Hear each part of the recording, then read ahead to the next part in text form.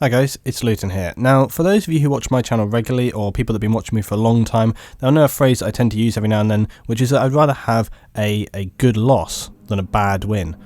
What does that mean?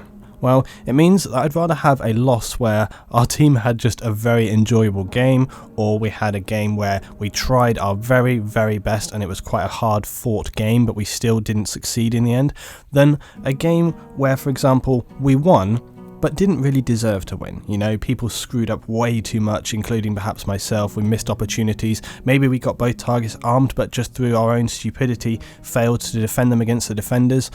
Things like that, and you lose your opportunities. Or a game where our team is so one-sided that it's not even really a game. You just walk straight through with no opposition whatsoever. And that also I would classify as a bad win. But anyway, I'm not going to lie to you. As always, you guys know that I tend to post, for the most part anyway, unless I'm trying to do something specific, unedited footage, because I always feel it gives a much better kind of feeling of the entire game. Far too often you see YouTubers producing videos where they just show a 2, 5 minute, 10 minute clip video or a highlight reel, and they just show sections of game. That's very easy if you play 5-6 hours a night to pick out a 2-3 minute section, which makes you look epic. So when I started doing YouTube, when I started doing Battlefield YouTube, I decided that for the most part I wanted to post like whole round breakdowns where I would go through and show everything that happened. Now, you might be wondering, Luton, what the hell are you doing sniping, attacking on Rush at the very first base, especially on Alborz? Yeah, you're damn right. What on earth am I doing? Well, to be honest, this was the last game of the night, and at this point, I'm not going to lie, I'd had enough. I'd had enough of playing with people who had no intention of moving forward, nothing. I didn't have a lot of my regular guys with me, so I was pretty much playing with just random players, and it does get unbelievably frustrating. So at this point I was just kind of like, yeah, you know, I'm just going to sit back and whatever, because this was my very last game of the evening. It was quite late. You guys know that as a person playing in the UK, I often play quite late into the evening, and so for that reason it tends to be quite late. I kind of feel like I owe myself a bit of fun time, and I don't have anything against people playing for a bit of fun time sometimes, but it's just you shouldn't play like that every single game, which is why on my server, if I see people sniping or whatever, you know, it's not a big deal, but it's a big deal if that person continues to do it every single game, every single time, because then you really are you know, being frustrating to your team. You're not giving them a good opportunity. Now, also, you notice I've got the JNG and I've only got like a 12 times scope on it or whatever. That's because I seriously, I've spoken about this before as well, I don't do tons and tons of sniping. But I think, as you'll see here, just because you don't do a lot of something doesn't mean that you're not capable of doing it. It just means that you have made a, you know, preference to do something else. It's usually because I tend to kind of play the objective more. I tend to go assault, engineer, sometimes support to try and back my guys up, and I find that unusually rare for me to really find a role where I needed to go sniper. I know there's different ways that you can play sniper. You can go aggressive sniper or stealthy, and you can, you know, drop things, and yeah, sure, that's sometimes necessary, but out of the times when I actually find that's required is quite slim. Now, moving up here, my guys actually got the first base, which I was kind of impressed by. This team that we've been playing against had beaten us multiple times, and as you'll know from the title of this video, we're not successful on this one either. But at least they're kind of moving forward and trying a little bit. And this round really for me was just it was just one end of the night. You know, I was just like, whatever. And I feel like sometimes that can be the better way to play without kind of getting too over frustrated about it. I always find that I do get kind of quite pent up sometimes when I play games. This is not something that's unusual for me. This is something that's always been classic. I thought I had a good range on this Amtrak here, but I really wasn't doing very well there with the more explosive gun, whatever it's called. I'll just call it the boom gun, seeing as that's how I generally name things, just whatever comes into my mind. Come on, put that bloody... yeah, thank you. So we were kind of trundling in here, and I was like, do do do do do do do do do do do. And then do I go for the arm? Of course I do, because nobody else around, so I might as well do it myself, right? And then where's my team? Where the hell are they? Of course they're not anywhere near. Don't be silly. Can't expect my team to actually be here. And this guy, of course, gets the C4, but at least I put him down, and oh dear, get hip fired as well. How embarrassing. But at least he gets ripped apart by some guys nearby. So, we're kind of moving on right here. You see I don't have a full squad or anything. In fact, I don't even... how many people were we aside there? Were we like 6 aside or something? Ridiculous, such a small amount. But that's not really... You'll see quickly how rounds can change. Yeah, we're not very many people aside here. 8 aside. But you'll see how the round kind of changes as we progress. And like I say, this was at kind of the end of the evening, so people are kind of dropped out, come in, which often can happen when it sort of gets late, or maybe the rounds haven't been so perfect and people come back and forth. But what this round was really about was the fact that I was kind of taking on a role that I didn't normally take on, but it shows as we go through how you can kind of have some success. And it also shows kind of adaptability. That was the main reason kind of why I really wanted to show this video, was that there is a fair amount of me being quite adaptable in this round, where I kind of go from one to another. I go from extreme long range to close range. You'll see as we progress on through how I sort of arm objectives and move forward. Look at this guy right here. What are you doing? Get away from me. Get off me.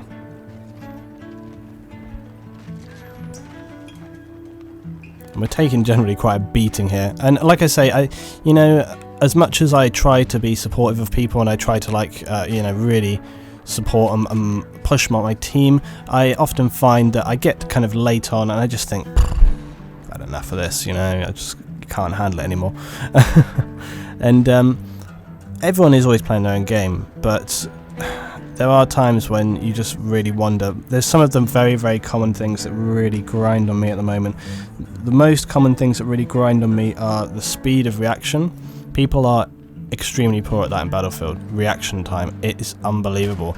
They don't react quickly enough to an opportunity or to a problem. They sort of, people often, and I hear this from people in game, alright, this is not, that was a nice shot. And people often, they wait until a problem has happened before they actually react to it. Again, look at this is what I'm talking about, you know, 3 in a row here, and I rarely snipe. How long has it been? A couple of weeks since I've even picked up a sniper rifle or something. It's not something you forget, and this is the point, is I've had in the past people sort of saying onto my videos, Luton, your stats, you'd never use sniper rifle, therefore you must be bad. Well, yeah, apart from the fact that I've probably been sniping and doing bits and pieces throughout games for quite many years, probably longer than that person. And like I say, you don't forget, you need to warm up.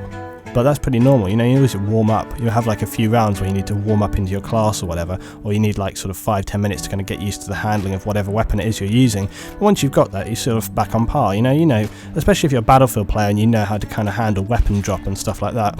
It's not rocket science, it's just kind of getting used to the feeling of it. Relocation is always really important as well when you're sniping in Battlefield. It beggars belief. Again, this comes back on, people just don't think and they don't learn. You need to stay out of the way long enough that your spot is gone. You also need to stay out of you kind of need to move. You know, you're not always going to have the opportunity to get right back on this guy here. And here we go, look. There we are, we're picking up on these guys again right here. Nice kill, got that guy back.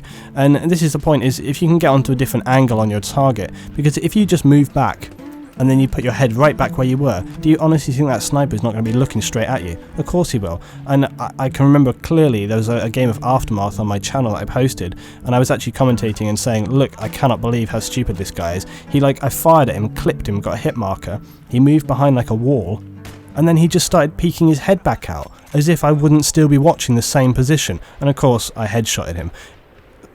I just cannot understand that process of thinking. Like, I don't understand it in my mind. Like, how can someone possibly think that that's not going to end in disaster? Scorpion just... oh, look at that. I forgot what happened here. Is clearly Scorpion using his MAV for me as bait, and I stick my head right out there and get taken down. Disastrous. But I'm pretty sure that I get my brutal revenge in a moment. Oh, look, my team armed the objective. That's nice, isn't it? That's very good. Well done, everyone. Get rid of this, get revenge on this goddamn MAV. I will get back at you, MAV. Here he is, he's putting it down the ground. And, oh! Come on! There we go. So, well, look at that. Hey, they took the base. Good job, everybody. Let's move forward right now and help these people down. Well done. Yes. So back to the two kind of main bugbears, reaction time. That's one thing that really screws me at the moment, and I'm going to make a couple of videos about it. I think it's necessary. The other one is abandonment. I think I will classify it as abandonment. Well, I'm not going to get this guy, no way. He's moving around too much. Yeah, he's escaped. No way am I getting him. Yeah. Gunship got him anyway, good job. Abandonment. What do I mean by abandonment? Well, it's the typical practice of, this can apply to defenders or attackers. They move to one objective or enemies on the map and just completely ignore like a huge other area, or they abandon it. Okay, this is particularly relevant to defenders. They'll have two MCOMs, and either one of the other MCOMs gets armed, or one of them gets destroyed completely and taken down. They just abandon the entire other area. Oh, look at that. Didn't even have a chance to quick get on him and just take him out. JD hard, taking it back hard. Yeah, and they just abandon a whole other area. Again, I do not understand that process in the mind. I can't get my head around it. It drives me mental. In fact, there was a good the Dasco video that I posted only literally a day or two ago. You'll notice in the first round I play on Metro, and I think like 2-3 minutes, something like that. My whole team of kind of on B, they're getting distracted by the guys by the lake, and you'll notice that I go over to the AMCOM area because I noticed there was nobody there. No defending person for my team whatsoever was there. Okay, this is a good example. I don't get the headshot, and so I'm immediately like prone. Okay, there he goes. There he goes. I remember this was quite good. And I'm kind of looking for him. He hasn't got a perfect eye, mate. There he is. So like, I haven't taken an unnecessary shot, just waiting for the clear shot. And there we go. You know, he gets a hit on me, but I've been watching him. I know exactly where, so I can put that one shot down. If a sniper has hit you and marked you and you know he's following you, you can't do what that guy did right there. He should have waited a little bit longer. Often what I will do in a situation like that is, you know that the sniper is watching, so it's better to kind of, oh look, and this guy, I had Verbalistics in my clan. He was getting annoyed. He was coming up for the knife from behind. We managed to take him out. That's right. Hello, Verbal. Hello. Hello. But if a sniper's got you marked, one thing you want to do, first of all, you want to wait long enough for your mark to disappear. Okay, it's important to note that. The second thing you want to do is try and, if you can afford to, wait a little bit, because that sniper will start to get a little bit angsty. They'll be like, is he going to the left? Is he going to the right? They'll start to get a bit tense and like looking for the target. If you can get that, again, it'll give you an advantage because it means they're not focusing quite so hard on one point. Or if you have even more patience, move around completely. So sort of move to another section, just prone. Depends on how hard you want to take that sniper down, like how much of a problem. Christ, how many tickets have you got? How important is it? Should you even be bothering to deal with him? I mean, those guys over there, see how far away I was? I mean, their time could have been spent a hell of a lot better by dealing with these guys here next to the base, or they were already entering the base, and clearly, their time was not spent so well, which is why we're in their base right now. As you can see, that base got taken so quickly. What the hell? Oh, no! Madden! Get off me! Madden is another regular to my server. He's been playing here a long time. Him and a couple of his friends from 9/11 clan, or whoever they are. It's not 9/11, 911. 9/11 clan. That would be really distasteful. Anyway, yeah, sniped me with his goddamn frog foot. So off we go up the hill. I got the idea to go where I'm going next from another game I was in the other day. There was a team of snipers up on this right hand side, and I just came up behind and like took them all out. Much to their kind of frustration, I got an angry PSN message from one of the guys going like blah blah blah. But there was a team of snipers up here, like 4. Just, again, idiots. Like, why clump together in a big group where you're sort of really obvious? Just go solo if you're going to do it at all. And they had like a recon, beacon and everything, and they had like 4 people up here. Do I get this UAV? Probably not. It would be well good if I could hit this damn thing. I don't think I will, surely. So anyway, as I say, because I was not in a mood to be really doing much else, I was like, okay, I'm going to snipe up here for a little bit. Let's see if I actually get any shots on anybody. Probably. Look at this guy.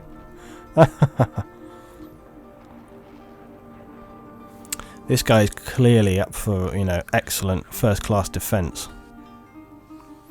I would actually say that this guy is in not a bad position, to be honest, considering there's not many other snipers on his team. Because if you think about what he can do from this position, obviously he can't do anything now because I've shot him in the head. Second kill. Oh, second kill. Was that 2? Was that 2? No. Did I take... I don't know, I didn't see long enough. I couldn't have got collateral there, that would be silly.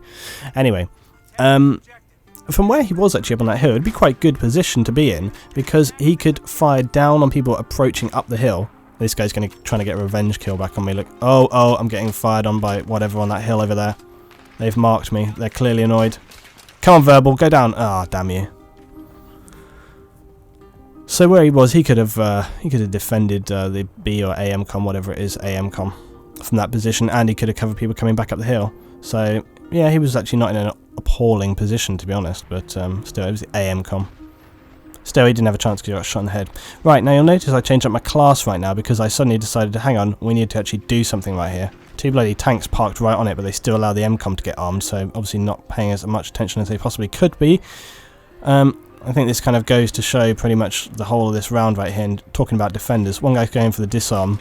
I don't know why I didn't go on in this. I should have gone a lot quicker than I did right here. Got disarmed already. I should have gone on to that as soon as I saw that guy. What the hell was that as well? That was piss poor by me. Awful, awful, awful. Shocking gameplay there. However, I did redeem myself, I'll have you know. Alright, I will redeem myself later on. Terrible moment right there. You know, something that bugs me is like when people kind of make... Everybody has terrible gameplay moments. Everybody does. It's a secret. People don't like to think that they do, but they do. Everybody has really, really bad moments. Even like people that think they're so awesome. Not me though. Christ, look at that. It's an ass handed to me right here. So we're doing a moderately good job here. Sniper that I shot in the head is still determined to be sniping right here. It's obviously got no concern whatsoever for his team. And this is the point as well, I think, like, there's like a time and a place to kind of draw the line and say, okay, when you've actually had enough. And this is the point, like, I kind of, I was sitting back and sniping because I was like, all the other games that I played so far, the team had not really done anything particularly. They'd kind of been sitting far back and they were just like really, really not sort of playing with any kind of conducive sense whatsoever. And so when we got to this game, I was kind of like, okay, I'm going to do my own thing. But then I actually noticed they're actually trying pretty hard. They're actually fighting quite well for the objective. So I decided, okay, you know, these guys are actually fighting pretty hard, so I'm going to get on this too. I have to say, right, bloody gunship. I was trying to get some proper kills right here. It really was not succeeding. Come on, surely get one kill even. Yeah. Oh, I got the sniper that hates me. Oh, he's going to be raging. Nemesis kill for sure. Again, look how quickly that jet's taking us down there, so really doing his job. We're going straight onto the MCOM, smoke onto the MCOM. Got bloody LAV parked right down the road here. I'm going to use my more smoke surely. Oh, one guy down, one guy down. How come that tank did not kill me? Jesus. Oh, now it did. And this is the thing as well, I find, like, even if your team are not moving forward, it's you can kind of throw yourself onto it. It kind of inspires people to get on that objective, or it should do anyway. The number of games I've played where people have not been running in arming the objective, I mean, this is another thing when it comes back down to timing and reaction time and throwing away opportunities. So many situations I've been in where you have only a few rare chances to actually get onto an objective, and if you don't take those chances you'll get punished for it. And it's usually, if you're running in, going for the arm onto the objective and your team are not moving up with you, you really are going to get completely screwed over, you know. I was trying to get back up in here, get back to my snipe in action. I figured like, I'd let everyone else kind of do a bit of a job here. That should have been a fair hit. Oh, no, Verbal, no. God damn it, Verbal. Yeah, look, yeah, you love it, don't you? Like, so... God damn you, Verbal. I'll let him off because he's in my clan, but whatever. 34 tickets. 34 tickets. Now or never. Who's just hiding in the corner right here? They get killed. Ooh, I've changed out to QBZ. Come on, Luton, he's right behind you! Oh, for the love of Christ. Oh, it was bloody Sniper Stigler. Do you know what's stupid? Like, with hindsight, I could see him on the bloody minimap as I got out of the truck. It's funny how you don't see these things in game. You can be like blinded. You're so kind of preoccupied with other things. It's another good point as to why when people make stupid YouTube comments and they go, if you look at frame 23 on minute 516.2, you'll notice that there was a sniper at coordinates 2743 on the right hand side of the map. You didn't spot him and two of your teammates had spotted him. Why not? You should have seen him. And all this kind of nonsense. It's like, oh, Jesus Christ. When you're in a game, often there's much more going on and your priorities in your mind are different as to what you should actually be looking at. the chance of you sometimes missing a target or missing one person are quite high. Probably when I was in that tank right there, I was thinking about other things than, you know, what was right there next to me. I was thinking of like what was in front of me. Now, this goes back to my whole thing of like learning from your mistakes. Jesus Christ. Be it Stigler. Oh, a Scorpion. Okay, well, that's just as good.